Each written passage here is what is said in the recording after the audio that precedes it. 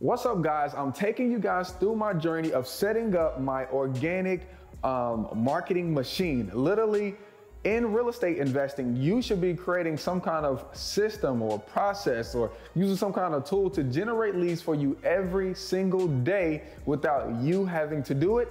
And in these last couple of videos, we're just going over exactly what I'm doing in my business so you can copy and paste it into your life right now. So let's get ready to make you some money on this particular video, okay? What's up, guys? It's your boy, Sawan Belcher. I'm a full-time real estate investor here in Greensboro, North Carolina. And in this video, we're just gonna help you, okay? We're gonna help you find sellers, okay? A particular niche group of sellers who absolutely need your help, okay? I was looking up some stats the other day. Between the last 3 years, that our average death rate is up 10%. So more people are dying than they've ever died before, because of course we just came out of like a whole pandemic situation. And so it's not really gone, it's just tapered down a lot since where it was before. Anytime one particular item changes in the economy, it spawns like a new problem that we have to solve.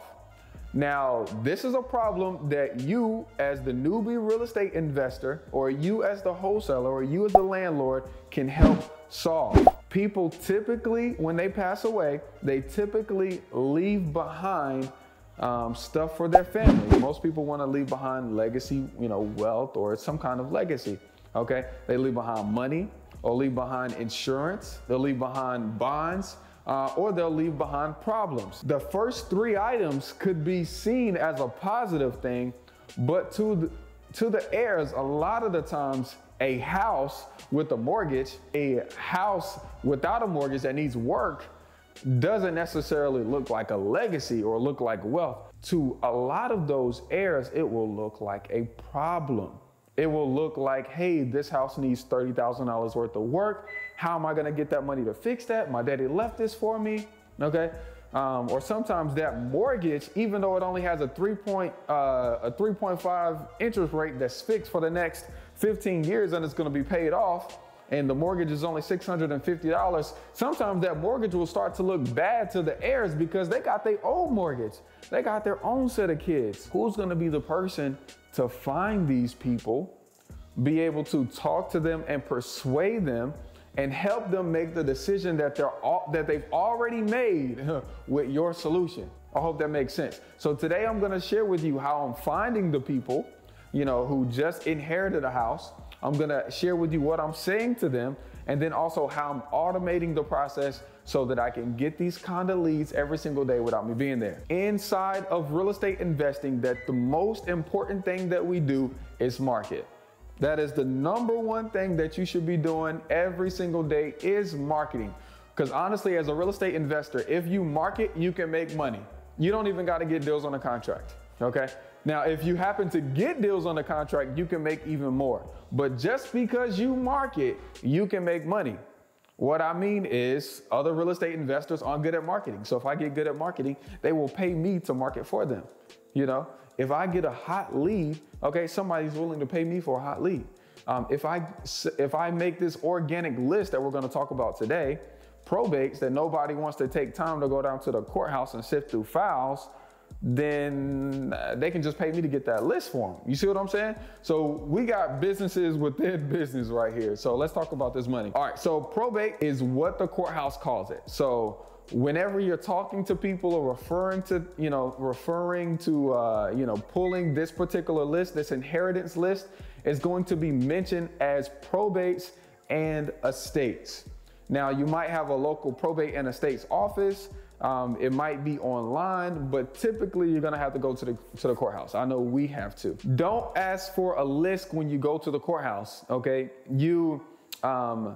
The people that work inside of the courthouse, they have one job and they get paid hourly to do that particular job. They're not here to become a millionaire. You're there to become a millionaire. So understand, when you're talking to them, you cannot speak to them as though they're gonna understand you. They're not gonna understand what you're trying to do. So you have to be very broad and vague in speaking to them. So what I told my young lady to do was, when she got to the courthouse, I told her exactly where to go. The probates and estates office is down on the basement floor. and I said, hey, ask for the most recent probate files. And the first day, she got sent to a second office, to a third office. I did an Instagram live on it. You guys can check out that. You know, me and her, we talked about her experience. She got sent to 6 different offices and nobody could give her what she was asking for. She called me later on that day and said, Sawan, it didn't work. I said, hey, look, honey, listen to me. Follow my instructions and don't let anything throw you off that task, okay? The first instruction was go to the courthouse. The second one is go to the probate and estates office. The third one is to ask the person at the counter for the most recent probate files. They're gonna hand you a big stack of files. Take those files, open them up. What you're looking for is the deceased person's names, the property address they own, because not everyone owns property who passes away. The property address they owned, okay? You're looking for the heirs' names, the heirs' phone numbers, and if they have a probate attorney, and also the date of death. Sometimes indicators of X that out, okay? You need the date of death because a lot of the times the people, the heirs, unfortunately, they're either not in the right mental state to get through this process by themselves, or they've never even owned a house themselves, so they don't even know what to do. So that date of death is gonna help you clear title once you get the property under contract, okay? I don't wanna jump too far ahead, but that date of death is so very important, so very important. I shared with her a spreadsheet. If you're a course member, you guys have access to the same spreadsheet inside the Google Drive.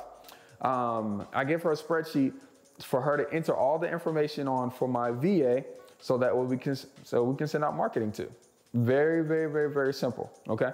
Now, once I get that list from her that's updated every Friday, I cash out her $100. Okay.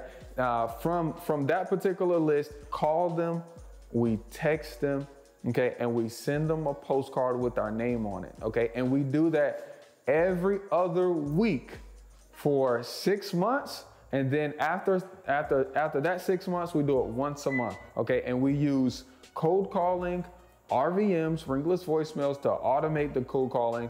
We also use text messaging, and we also use postcards in order to stay in front of these people for the next year, okay? For the next year, to get them to wait for the perfect time for them to say, hey, yes, I'd consider selling. To wait for the perfect time to say, hey, look, I've been trying this on my own.